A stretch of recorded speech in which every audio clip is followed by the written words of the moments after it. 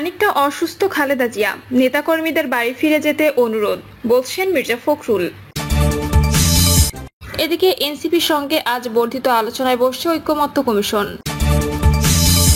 জানাবো হেফাজতে ইসলামকে লিগ্যাল নোটিশ এনসিপি নেত্রী সহ 6 নারীর।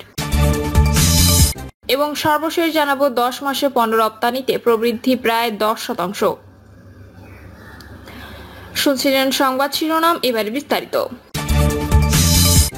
খানিকটা অসুস্থ খালেদা জিয়া, নেতাকর্মীদের বাড়ি ফিরে যেতে অনুরোধ, বলছেন মির্জা ফখরুল। বিএনপি মহাসচিব মির্জা ফখরুল ইসলাম আলমগীর জানিয়েছেন, দীর্ঘ যাত্রা শেষে খানিকটা অসুস্থ হয়ে পড়েছেন সাবেক প্রধানমন্ত্রী ও বিএনপি চেয়ারপারসন খালেদা জিয়া। এখন তিনি বিশ্রামে আছেন। নেতাকর্মীদের স্লোগান দিতে বারণ করেছেন তিনি। মির্জা ফখরুল বলেন, তিনি এখন একটু অসুস্থ হয়ে পড়েছেন। চিকিৎসকরা তাকে পরামর্শ দিয়েছেন সম্পূর্ণ বিশ্রাম নিতে, তাকে ঘুমিয়ে যেতে। আপনারা দয়া করে বাসার সামনে থেকে নিজ নিজ বাড়ি চলে যান, তাকে একটু বিশ্রাম নিতে দেন। এখানে কেউ গোলযোগ সৃষ্টি করবেন না।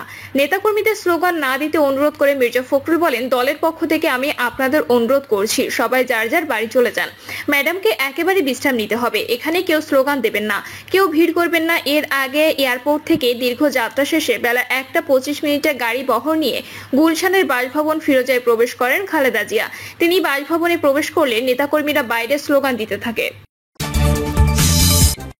এনসিপির সঙ্গে আজ বর্ধিত আলোচনায় বসছে ঐকমত্য কমিশন।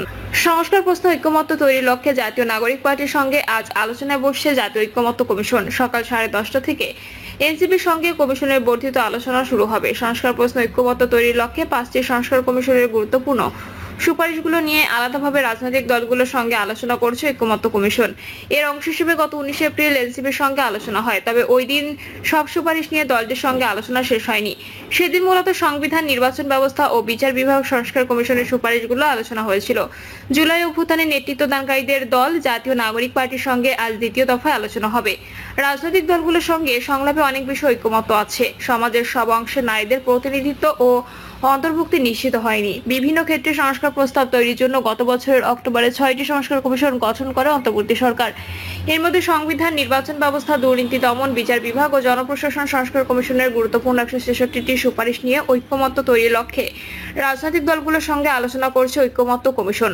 গত 15 ফেব্রুয়ারি আনুষ্ঠানিকভাবে যাত্রা শুরু করে অন্তর্বর্তী সরকারের প্রধান উপদেষ্টা অধ্যাপক মোহাম্মদ ইউনূসের নেতৃত্বাধীন জাতীয় ঐকমত্য কমিশন। সংস্কারের গুরুত্বপূর্ণ সুপারিশগুলোর বিষয়ে রাজনৈতিক দলগুলোর কাছ থেকে লিখিত মতামত নেওয়ার পর গত 20 মার্চ দলগুলোর সঙ্গে পৃথকভাবে আলোচনা শুরু করে কমিশন। 39টি দলের কাছে মতামত চেয়ে চিঠি দিয়েছিল ঐকমত্য কমিশন। এই দলগুলোর মতামতের ভিত্তিতে তাদের সঙ্গে আলাদা আলাদা আলোচনা করা হচ্ছিল। বিএনপির সঙ্গে 3 দিন আলোচনা করা হয়েছে। তাদের সঙ্গে প্রাথমিক পর্যায়ে আলোচনা শেষ হয়েছে। এখনো পর্যন্ত বিএনপি সহ 25টি দল ও জোটের সঙ্গে কমিশনের প্রাথমিক পর্যায়ের আলোচনা শেষ হয়েছে। হেফাজতে ইসলামকে লিগ্যাল নোটিশ এনসিপি নেত্রী সহ 6 নারীর। নারীকে জনসভায় অবমাননার অভিযোগে হেফাজতে ইসলাম বাংলাদেশকে লিগ্যাল নোটিশ পাঠিয়েছে জাতীয় নাগরিক পার্টি 3 নেত্রী ও 3 সাংস্কৃতিক ব্যক্তিত্ব। দুপুরে অ্যাডভোকেট পলাশের মাধ্যমে এই লিগ্যাল নোটিশ পাঠানো হয়। নোটিশদাতার হলেন এনসিপি নেত্রী সৈয়দা নীলিমা দোলা, দুতি অরণ্য চৌধুরী ও নীলা আফরোজ এবং সাংস্কৃতিক অঙ্গনের 3 নারী, উম্মে রায়হানা, উম্মে ফারহানা ও ক্যামেলিয়া শারমিন চূড়া। এই নোটিশের বিষয়ে ক্যামেলিয়া শারমিন চূড়া বলেন, সম্প্রতি হেফাজতে ইসলাম বাংলাদেশ সমাবেশে সংগঠনের নেতৃবৃন্দ নারীদের উদ্দেশ্যে প্রকাশ্যে অবমাননাকর, অশ্লীল ও গর্হিত ভাষায় বক্তব্য প্রদান করেন। এমন বক্তব্য শুধু নারীর সম্মানহানি নয়, এটি মানবাধিকার, সংবিধান ও সুস্থ সমাজের চেতনার বিরুদ্ধে প্রকাশ্য আক্রমণ। আমরা এই ঘটনার তীব্র নিন্দা ও প্রতিবাদ জানাচ্ছি এবং সরকারের প্রতি আহ্বান জানাচ্ছি, এই ধরনের বিদ্বেষমূলক বক্তব্য যারা দিয়েছেন তাদের বিরুদ্ধে যথাযথ আইনি ব্যবস্থা গ্রহণ করা হোক। এক বিবৃতিতে নোটিশদাতা বলেন, নারী সংস্কার কমিশনকে কেন্দ্র করে কেউ দ্বিমত পোষণ করতেই পারে, কিন্তু জনসমাবেশে নারীদের বেশ্যা বলা নারীর মর্যাদার উপর সরাসরি আঘাত। এটা নারীর অধিকার ও লড়াইয়ের প্রতি অবমাননা। আমাদের অবস্থান এর ঘোর বিরোধী। বিবৃতিতে উল্লেখ করা হয়, সরকারের প্রস্তাবে যারা নারী সংস্কার কমিশন গঠনে যুক্ত ছিলেন তাদের জনপরিসরে গালিগালাজ করা সমগ্র বাংলাদেশের নারীদের জন্য হুমকি। নারীর স্বাধীনতা ও জীবনমানের উপর প্রণীত প্রস্তাব নিয়ে আলোচনা হতে পারে, কিন্তু অবমাননা বরদাস্ত করা হবে না। এছাড়া ইসলামী আইনের আলোকে হেফাজতের নেতারা তাদের পরিবারের নারীদের সম্পত্তি দিয়েছেন কিনা সেই প্রশ্ন উত্থাপন করেছেন নেত্রীরা।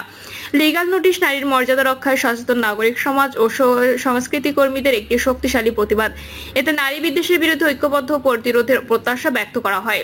নোটিশে আইনজীবী পলাশ হেফাজতে ইসলামের উদ্দেশ্যে বলেছেন, আপনি বা আপনারা শান্তিপ্রিয় বাংলাদেশের সাম্প্রদায়িক সম্প্রীতি এবং সব মতের মানুষের শান্তিপূর্ণ সহাবস্থান বিশ্বাসী নন, সেহেতু আপনি বা আপনারা বাংলাদেশে একটি অস্থিতিশীল পরিবেশ তৈরিতে মরিয়া হয়ে উঠেছেন। অন্তর্বর্তী সরকারের নারী বিষয়ক সংস্কার কমিশনের বিরুদ্ধে অসম্মানসূচক ও মানহানিকর বিভিন্ন বক্তব্য প্রকাশ ও প্রচার করেছেন। এটি শুধু নারী বিষয়ক সংস্কার কমিশনেরই নয়, বরং বাংলাদেশের সব নারীর জন্যই মানহানি ও অবমাননাকর বলে প্রতীয়মান হচ্ছে। হেফাজতে উদ্দেশ্যে নোটিশে বলা হয়, নারী বিষয়ক সংস্কার কমিশনের প্রতিবেদন সম্পর্কে আপনি বা আপনারা এই কমিশনের সঙ্গে বা সরকারের সঙ্গে কোনো ধরনের গঠনমূলক আলোচনা না করে কমিশনের সম্মানিত ও সংগ্রামী নারী নেত্রীদের গালিগালাজ করেছেন।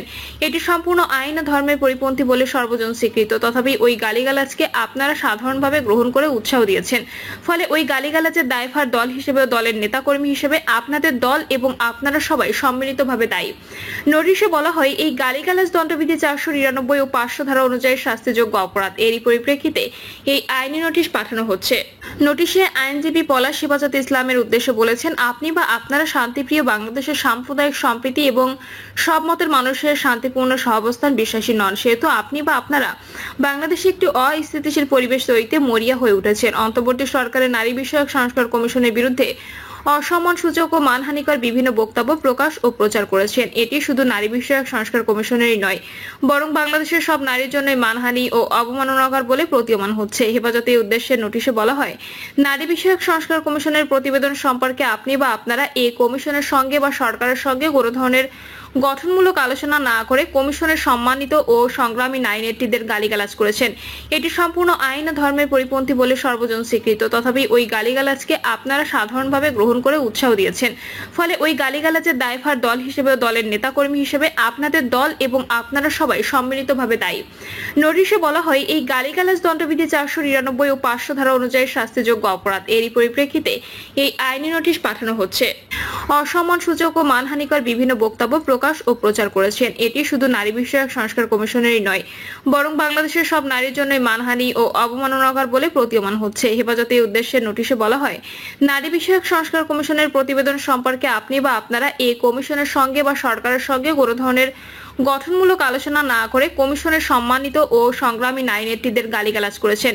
এটি সম্পূর্ণ আইন ও ধর্মের পরিপন্থী বলে সর্বজন স্বীকৃত। তথাপি ওই গালিগালাজকে আপনারা সাধারণভাবে গ্রহণ করে উৎসাহ দিয়েছেন। ফলে ওই গালিগালাজের দায়ভার দল হিসেবে ও দলের নেতাকর্মী হিসেবে আপনাদের দল এবং আপনারা সবাই সম্মিলিতভাবে দায়ী। নোটিশে বলা হয়, এই গালিগালাজ দণ্ডবিধি 499 ও 500 ধারা অনুযায়ী শাস্তিযোগ্য অপরাধ। এরই পরিপ্রেক্ষিতে এই আইনি নোটিশ পাঠানো হচ্ছে। প্রিয় দর্শক, এই ছিল এখনকার সর্বশেষ সংবাদ। আপডেট সব সংবাদ পেতে চ্যানেলটি সাবস্ক্রাইব করে বেল আইকনটি ক্লিক করে রাখুন।